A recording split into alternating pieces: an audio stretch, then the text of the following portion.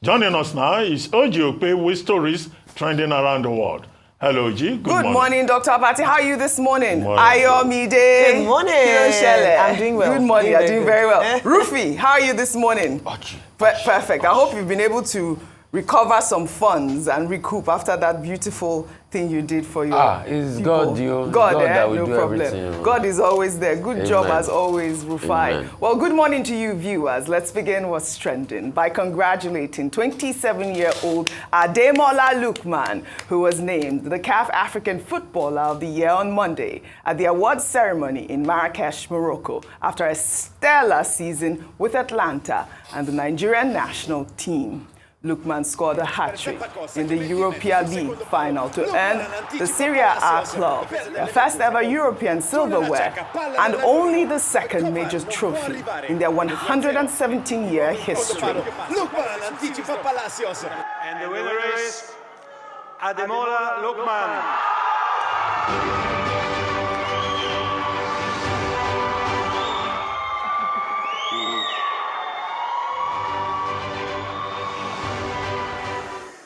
Ekale, Nigeria, Monkey Boboyi, Eshe, Modupe.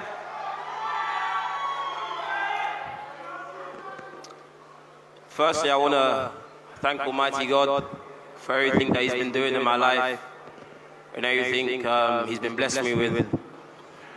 I want to thank the presidents. I want to thank all my teammates, club and country. I want to thank them for their support and the love that they give me. To all the young children and people watching this, don't let your failures weigh you down, that they break your wings. But in fact, turn your pain into your power and continue to fly. God bless. All right, congratulations, Ademola Lookman. I mean, these are the people that are laundering our image. I mean, our ambassador. I love that regalia. I mean, that green representing Nigeria. I mean, he's doing so well. You were saying Nigerians were going to fight. Yeah, they were saying that if they don't give him that award, who else will win it? He's the real Agbabola. Well, all right, in the same vein. Nigeria's Super Falcons goalkeeper, Chiamaka Nnadozie, was crowned the Women's Goalkeeper of the Year for the second consecutive time at the 2024 CAF Awards. Nnadozie played a pivotal role in Nigeria's impressive campaign at the 2024 Women's Africa Cup of Nations qualifiers and was instrumental in Paris FC's historic run in the UEFA Women's Champions League, where her heroics in penalty shootouts earned her global acclaim. Chiamaka Nnadozie. Last year I was here, and I'm also here today, and I'm very grateful to God. To my national team teammates, this award wouldn't have been possible without you guys. You all made this happen, and I'm really grateful for you all. And of course, to my family, to my friends who have been supporting me from day one, I really want to say a very big thank you. Thank you so much. Back-to-back victory. I mean, amazing. You know, the Nigeria Super Falcons also claimed the Women's National Team of the Year. The 9-time African champions beat the Lionesses of Morocco and Bayana of South Africa to earn the award. Yes. Nigeria. No, they carry last. Again, congratulations to both of them. Rufai was saying earlier that, I mean, you know, we discussed Kemi Badenoch and talking about, you know, laundering Nigeria's image. We have amazing global ambassadors who continue to make us proud. Yes. Congratulations to both of them. We'll take another story. The Economic and Financial Crimes Commission announced in a post on X on Monday that the commission arrested 792 suspects for their alleged involvement in cryptocurrency investment fraud and romance scam, marking the agency's biggest arrest in one day. The suspects were apprehended on Tuesday, December 10th, in a surprise operation at their hideout, a 7-story building in Victoria Island. The suspects included 148 Chinese nationals, 40 Filipinos, 2 from Kyrgyzstan, 1 from Pakistan, and 1 from Indonesia, including their Nigerian accomplices. The foreign nationals were reported to have used the facility to train their Nigerian accomplices on how to initiate romance and investment scams, and also use the identities of their Nigerian accomplices to perpetrate their criminal activities. The EFCC's post reads in part. The Nigerian accomplices are equally provided with logs that allow them access to foreign communication lines and victims, which they chat with on WhatsApp, Instagram, and Telegram. The Nigerian accomplices, who are assigned WhatsApp accounts linked to foreign telephone numbers, especially from Germany and Italy, engage victims in romantic conversations, as well as phantom business and investment discussions to trick them to shop on the purported online investment shopping platform called U2.com. I've never heard of this. For those who show interest, activation fees for an account on that platform starts from $35 US. Dr. Abati, I mean, when I read this story, I was in shock. But let me just read a statement from the EFCC chairman, Ola Olukoyede. He said that the Nigerians involved in the alleged fraudulent activities don't know the owners of the company they work for because they are not offered letters of appointments or receive payment from a corporate account. Well, according to him, the suspected Nigerian accomplices are usually paid either in cash or through an individual's account. I must commend the EFCC. I'll take a reaction after your comment, Dr. Abati. Okay, let me start with a comment of the chairman of the EFCC, Yes. Mr. Olukoyede, that these persons do not even know who the owners of the company is, and that they are paid, you know, like daily paid workers. Now, this speaks to two things. The fact that there is very serious unemployment in this country.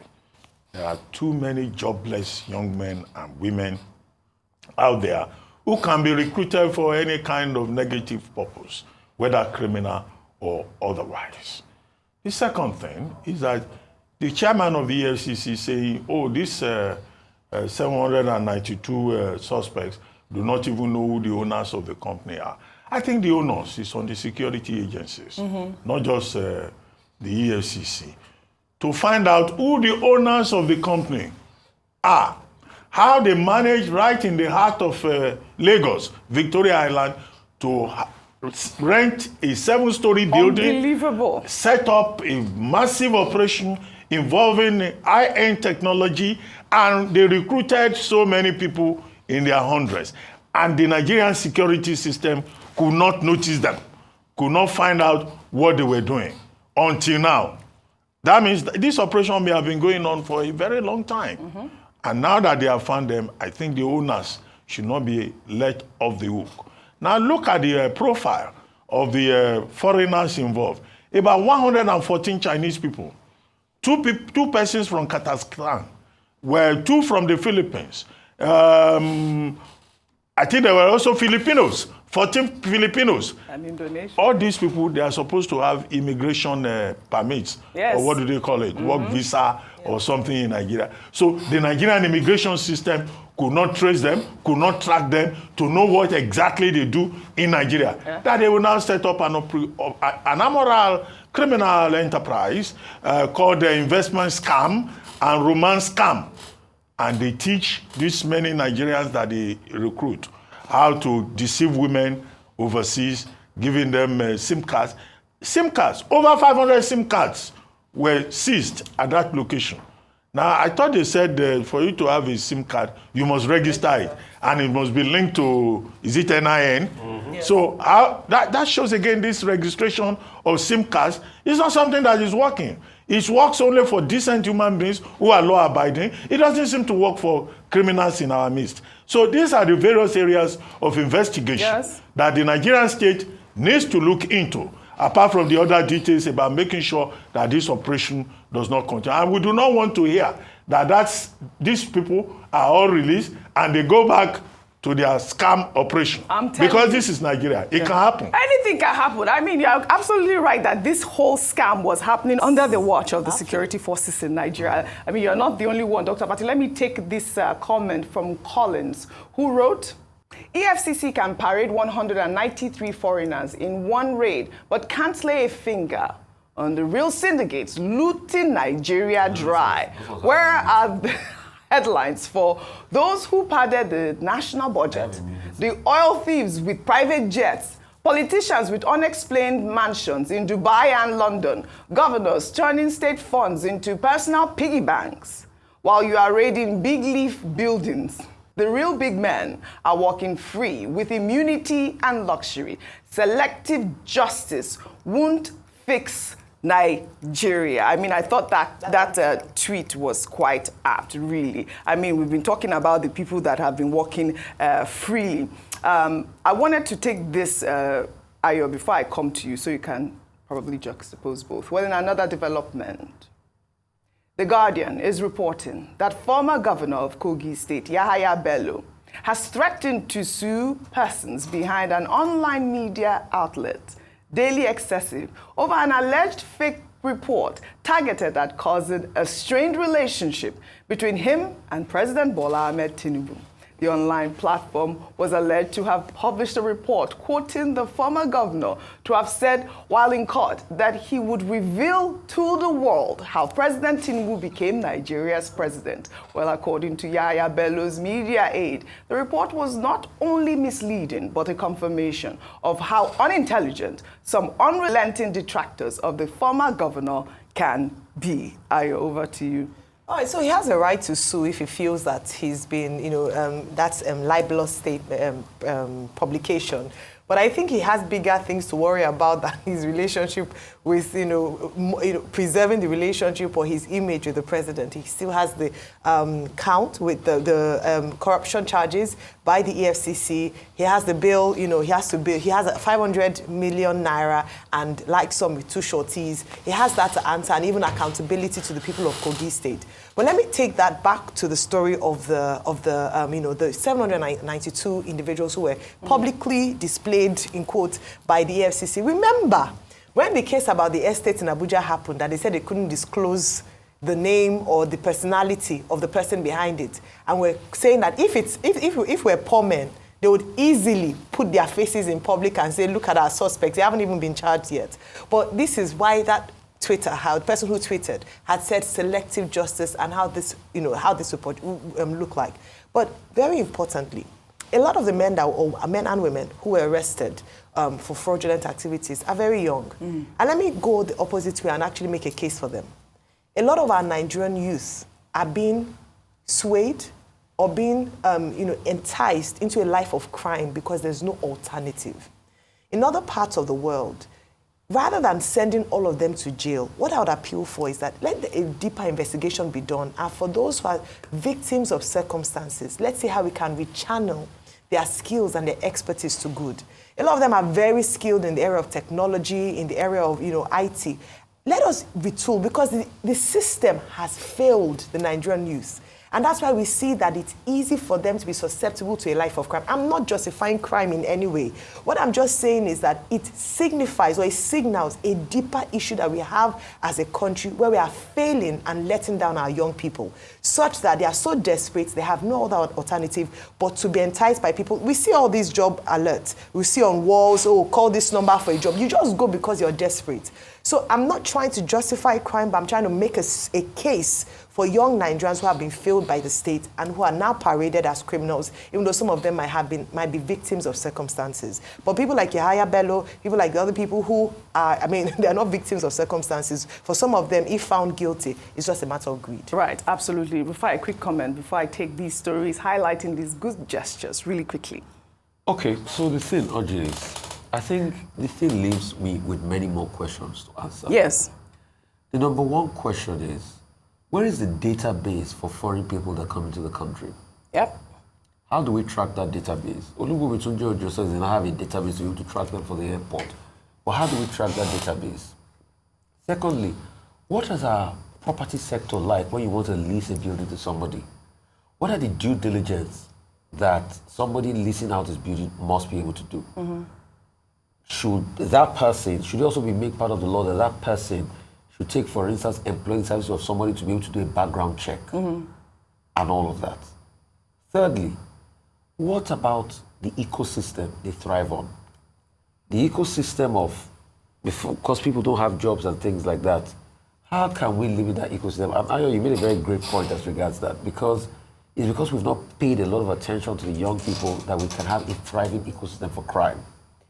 Another point is, what is now going to be done to these people? Is there going to be a collective case? What is the justice system, the criminal justice system? How long is it going to take for these people to be prosecuted and the crimes to be known and the jail time to be served out? Also, what is the liaison with the embassies of these different countries? We've got people from Kazakhstan, from Indonesia and all of that. What is that liaison? Have we been able to make appropriate reporting to those countries? So it leads to many questions, but most importantly, data. Yep. That's one important area that we've not worked at as regards. All right. We need to be able to do more work on our data. All right. That's to the Ministry of Interior. Now let's switch gears and highlight these great gestures. As Christmas draws near, President Bola Ahmed Tinubu on Monday approved free train rides nationwide. The initiative is set to run from December 20th, 2024 to January 5th, offering relief to citizens during the holiday season. The Minister of Information and National Orientation, Mohammed Idris, announced the development in Abuja. He stated that the move aims to ease transportation costs for Nigerians celebrating Christmas and New Year. Ayo, you know that I put this in the poll. I was asking you guys. Well, actually, this was one that I didn't add, but I was asking free rides, transportation. But people chose security and good governance. Yeah. Well, in Ebonyi State, the state's governor, Francis Mufuru, last week announced a Christmas bonus of 150,000 naira each for every worker in the state. Well, according to the governor's chief press secretary, the bonus will be distributed on Tuesday, December 17th. Well, the Arewa Group of Northern Nigeria has commended the governor's efforts and focus on workers' welfare and called on other state governors to adopt similar initiatives to uplift their workforce during the festive season. Dr. Abati, this is the same state governor, I believe last week or 2 weeks ago, that said he will fire every worker that doesn't come to work. It's good to see that he has, found a way to mend fences with the workers in his state. I mean, I think that is also a great initiative. Before you speak, let me take another great initiative. The United Bank of Africa has donated 500 million naira to the Lagos State Security Trust Fund to enhance security for individuals and businesses. The donation was presented by UBA Chairman Tony Elumelu at the State House in Marina, Lagos on Monday. Lagos State Governor Babajide Sanwo-Olu praised UBA and its foundation for the significant contribution. He also commended Elumelu for championing impactful projects that support the state's development. Dr. Bati, a quick comment before we Okay, quickly, let me start with the UBA and thank the United Bank for Africa and Mr. Tony Elumelu for their contribution to the Lagos State Trust Fund. Well, I have a bias in that regard. I was a member of the pioneer board of the Lagos State Security Trust Fund 2007 to 2011. And our main task at that time was to appeal to the private sector to say that, look, the federal government had failed in maintaining security. The police was underfunded at the Lagos State government. Now, the vision from the Tinubu administration to Governor Fashola was to set up this structure in Lagos State, which has now become a model for other states. And the private sector in Lagos bought into it. They supplied funds, support. Now, I'm sure this is not the first time UBA is doing this. Dangote, group did it in the past and repeatedly. Mr. Femi Otedola contributed to the fund. I mean, all the major companies in Lagos. And what did we do with the money then? To provide infrastructure for state police, to set up a station, an action room. We have it there in Alausa, just to improve security, to set up neighborhood guards. I love it. And all that. And that has worked over the years. And one governor after the other has sustained the vision. I know there are a couple of states that have, copied the Lagos model, to learn from how it is very well managed. Very good. And to throw in a point that I always make when you bring this up, Governor Babajide Sanwo-Olu was in that pioneer board of the Lagos State Security Trust Fund. So it's a subject that he knows very well, and it's a vision that he has sustained. Let us just say to other members of the private sector that, they should be supportive continuously. Yes. And as for Governor Nwufuru, of Ebonyi, I think he has done very well. Yes. 150,000. There's something they call the 13th month. I see it in the sense of the 13th month. It is Christmas time. He wants to make sure that the people of Ebonyi State enjoy Christmas. Yeah. And this is supposed to be a season of joy and goodwill to all men. Yes. But what is more important is that we hope that the workers that will connect this 150,000 bonus will not be ghost workers. That the disbursement will be transparent and that there will be proper accountability. They must not be ghost workers so that they too can buy turkey and chicken at Christmas. And that subsequently, Governor Nwufuru, one of those people who have pledged that they will pay the national minimum wage, will beyond Christmas continue to focus on the welfare of the workers in his state. Well said, Dr. Abati. I love that. And I just wanted to add a quick point to the, Security Trust Fund, encouraging other state governors to emulate the Lagos State model. I believe in Osun State, Governor Ademola Lookman began that initiative. And it all comes in the wake of this, governors clamoring for state police. So kudos to Tony Elumelu and UBA. Well, let's head over now to the United Kingdom, where a 13-year-old boy is suing his parents after being sent to a boarding school in Africa.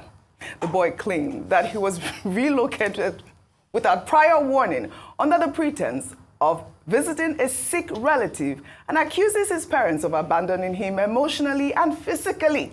His lawyers described the move as a brutal act driven by unfounded fears in gang involvement in London, which the boy denies. Meanwhile, his parents argue the decision was necessary to address his behavior, citing concerns flagged by social workers. I mean, this is what we are seeing here in the United Kingdom. Ayo, when you sent me this story, because I will tell you, I was like, what is actually going on here? The outcome of this case is going to be legendary for many Nigerian parents. It will be nice because this is a classic case of a child misbehaving, and I will send you back to Nigeria. And then, under the guise of, you already talked about it, they brought him back to Nigeria and put him in a boarding house to reset him back to former. But he did something. He actually contacted the British consulate here in Nigeria and reported the fact that he was emotionally and physically, abandoned by his parents, and they took up the case. Now, the UK is very big on child protection and rights of a child. Very, very, very big on that. And so they've taken this up and they're funding his legal bills through legal aid. And, they are speaking strongly, saying that, it's emotionally going to affect him and all that. The bigger conversation that a lot of people, that has now provoked, concerns from people, is parental rights over parental authority over child's rights. Yes. That where does it end? Where is it over policing or over the state being too, their interference in the way a parent, because the child is just 13 years old. He's still under the care of his parents. Yes. Where the state stops and the parents continue. Because the danger is that you get to a point where parents will have no authority again over their children or decisions made over their children. According to the parents, it's begun, they said to see signs, guns on his phones. He was wearing expensive clothes without any commensurate, lead as to how he got the money to afford these outfits, falling bad gang, as they often say. And they thought to take matters into their own hands before matters will spoil. And then now the government is coming in to step in. The case hasn't been decided, but whatever the decision or the outcome would be, already we talk about children calling the police when their parents smack them or talk to them anyhow. So I can't imagine what would happen for Nigerian parents if they now make it illegal or make it a case or there's a precedent to say that they cannot send their children back home. I cannot imagine. This is also going to have serious consequences for jackpying. You have to think twice before you decide to take your family abroad, because these are some of the consequences whereby you have to face a different culture. Well, at 13, I believe that the court should make the right decision here. I mean, they just sent the child to go for proper discipline in Africa. We'll take another story now under entertainment. The woman who accused Grammy Award-winning musician JayZ and embattled music mogul Diddy of raping her when she was 13 years old has acknowledged some holes in her initial allegations. Well, on Friday, December 13th, NBC News aired an in-depth interview with the woman and discovered inconsistencies with her account of the alleged incident. The woman, who is now 38 and lives in Alabama, anonymously spoke with the news outlet and admitted that when she told her attorneys about the night she was allegedly raped by both rappers in the year 2000, she made some mistakes. Let's listen in.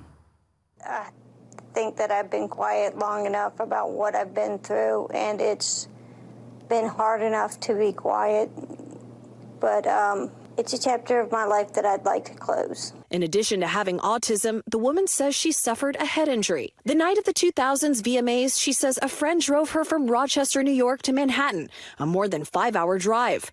Her attorney provided NBC News with the name of the friend, who has since died. The woman says she spoke to Combs's limo driver, who offered her a ride to an after party. I stumbled upon Diddy's driver, who told me that I was exactly what Diddy was looking for. What did you think when he said that to you?